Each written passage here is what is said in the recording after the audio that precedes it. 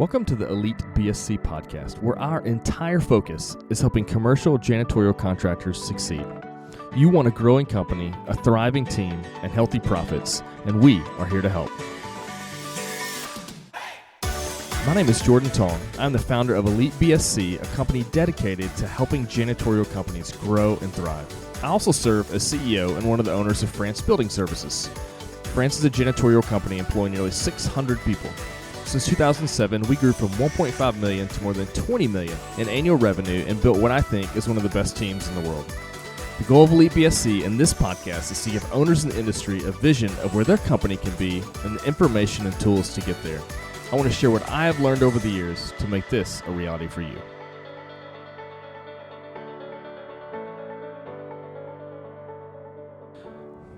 Hey BSC's Jordan Tong here. Hey, quick before we get started, we would appreciate greatly if you would subscribe to the podcast and maybe even leave us a review if you feel so inclined. That would help us out a lot, and we would appreciate it. So today, I'm going to talk about supply expense. Right? Sounds a bit like a boring topic. And to be honest, it kind of is a boring topic, but we'll do our best to make it not that, because it is important. And any time that we're dealing with, we talk about expenses a lot, and in our industry, which is traditionally a low margin industry, anytime we can reduce expenses without sacrificing quality or sacrificing our people, that's a good thing. And so labor is the one that gets all the press. It's the one that gets all the attention, because it is 50+% of our costs, often shooting up into the 60% range of our costs. And so it's the one that gets managed the heaviest, and we tend to overlook some of the other maybe less large numbers. But anytime that we can reduce expenses somewhere, it's going to help increase our margin when it comes to the bottom line. And so supplies is often an overlooked one that we started to focus on a handful of years ago. So there was a time for a lot of years, our supply expense ran somewhere in the just north of 4%. So 4% of total revenue. So if we were doing $1 million in a given year, supply expense would be $40,000 or so. There was even some times that number flirted with 5% or a little bit more of that. So you think for every $1 million that you do, shaving off a percent is $10,000. And so, when you're at $1 million, $10,000 over the course of a year, maybe you're like, well, that's, it's a lot of work for not a whole lot of savings. But what we started to notice as we started to grow, that number started to grow. So as we became a $10 million company, all of a sudden that 4% number went from $40,000 to $400,000, and saving a percent now was $100,000 and not $10,000. So as your company grows, saving on supply expense translates to a significant amount of real dollars. And so, the title of this podcast is Tips to Keep Your Supply Expense Below 2.5%. So whereas, many years ago we were flirting with 4 or 5% numbers, we got that down below 2.5%, and we've actually recently been getting that number even under 2%. So for us, we're currently doing about $20 million a year in revenue.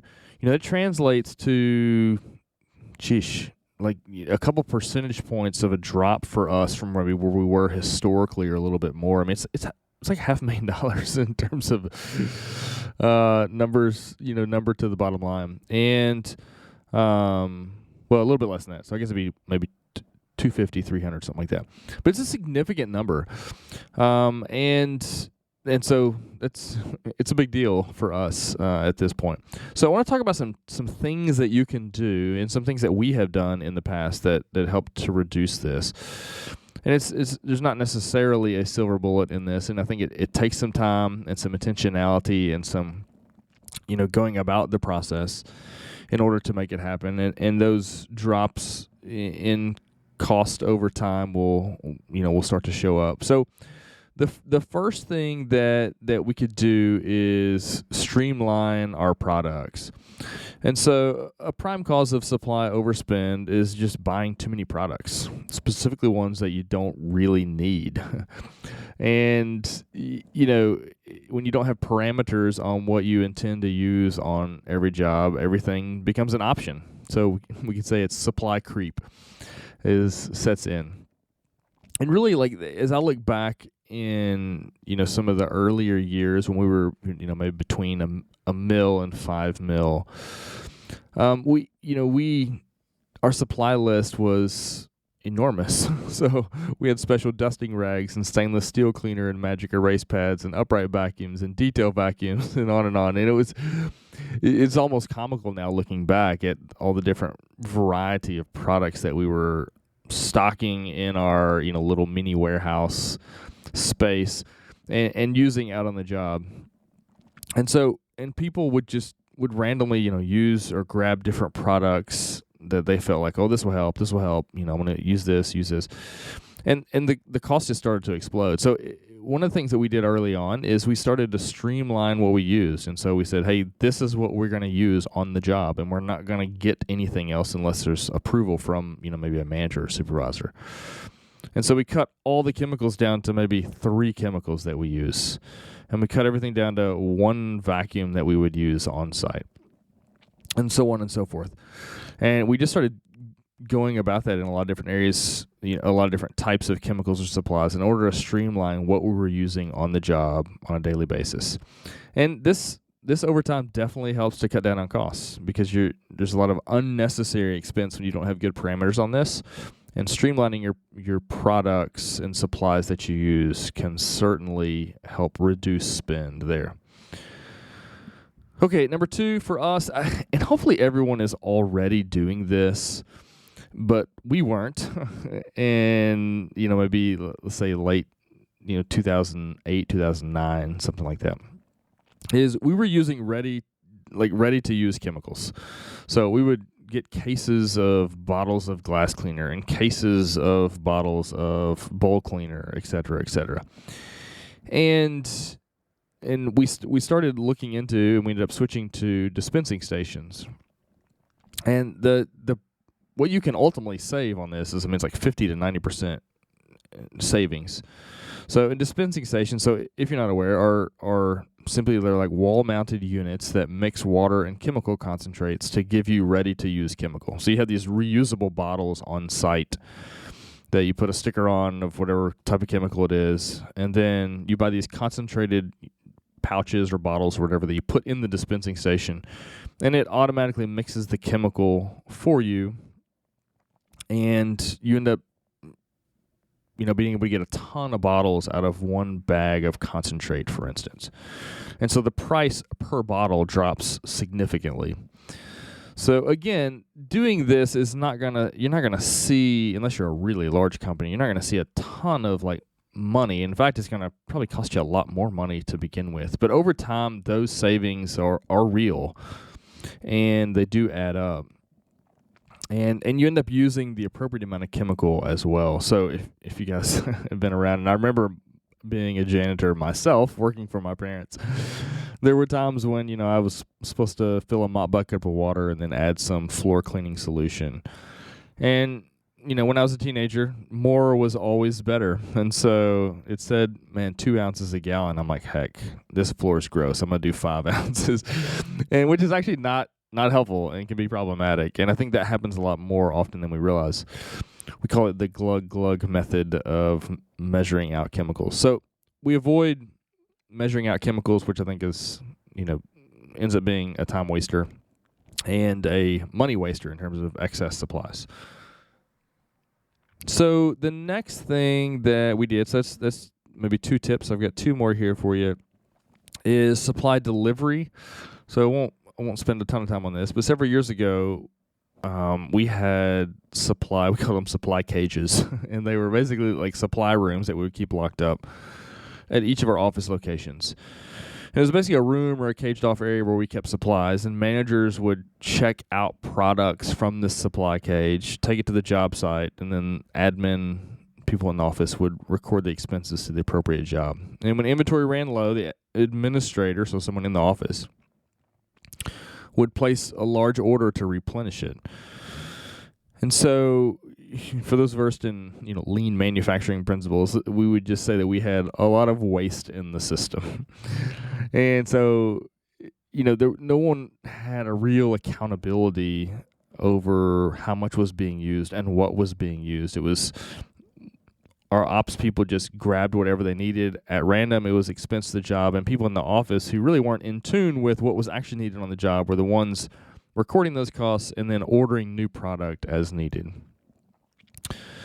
So, and then also what this caused for us is our managers ended up being supply delivery people. And so they were running all over the city delivering supplies. And it ended up being where their job essentially, instead of managing accounts, they ended up filling holes and cleaning themselves and running supplies all over town. And this was just not helpful. So what we started doing is working with our distributor to schedule weekly orders and drop shipping at the appropriate job sites. Now, if you're a really, really small company, it's probably going to be hard to get your distributor to do this. But as you grow and you get a little bit more leverage and buying power, you can start having, them bear a little bit of the burden of getting the stuff out. They're already doing supply delivery, that is their gig. And so them dropping stuff at various locations is a bit easier for them to do. And it's probably a little bit more soft cost, but it definitely will save you money in the long run. Now, the last one, tip number 4, and this is going to be the biggest one. This is the one, the others matter, and they do make a dent in things. But this last one is what really gets some mileage for you. And this is becoming a buying group member. So there's a couple of different buying groups in our industry that I'm aware of. There's probably some other smaller ones that have popped up. The two of those, so BSCAI has a program for members that allows you to purchase supplies. I think it's through Staples, but I'm not sure.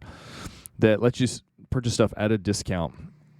And these are pretty good discounts. It's probably better than what you're able to get, from a retail store or whatever, or from your Jansan supplier. And as you get larger, typically in the 2 million plus range, there's another buying group that we joined that's called the NSA, National Service Alliance.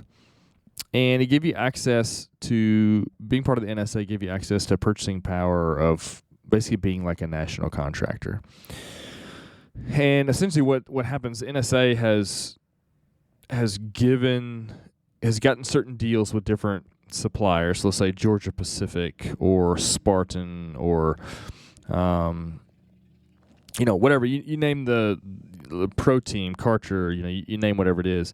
And they've established certain pricing for NSA members. And then the distributors have to work with the supplier in order to make sure we get that price. And the distributor gets a little bit of extra on the end, but NSA is the one that handles the negotiation of all that price.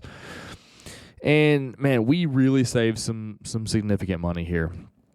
And it was a big win for us over time.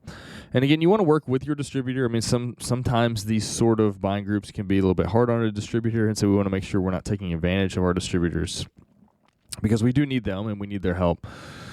But becoming part of a buying group certainly is a really big win, and it can really save you some money, maybe 1% or 2% or maybe more on your overall. So for us, we've been able to cut expenses 2.5%, maybe 3% over the years, and for us as we've grown, that's just translated into some big savings. So savings that go straight to the bottom line. So I hope this is helpful. I would encourage you to look at your spend and look at are you doing any of these things, and if not, maybe you could work on lowering those numbers down. And maybe you're in the 4 or 5% range for supplies. Work to get those into the 2-3% or maybe even less. And I'll just say it's doable. It's possible. It can happen. We've done this here, and it certainly saved us some money. So there's some articles and stuff on the Elite BSC website you can check out that talk about this. There's one in particular that I sort of drew the content for this podcast on. It's called 4 Tips to Keep Supply Expense Below 2.5%, and that's on the website, and along with some other resources there. So I hope that is helpful, and there's, again, more resources at the Elite BSC site. If you're not a member of our group, we'd encourage you to check that out at elitebsc.com, and we will see you next time. If you found the information in this podcast helpful, please like and subscribe on whatever podcast platform that you're using. If you would like more resources or help to grow your cleaning company, head over to elitebsc.com. We have loads of articles, videos, free tools, coaching options, and a lot more. If your company is greater than $500K in revenue and you want to take your learning experience to the next level, check out our mastermind group. You can learn more about that at elitebsc.com/mastermind.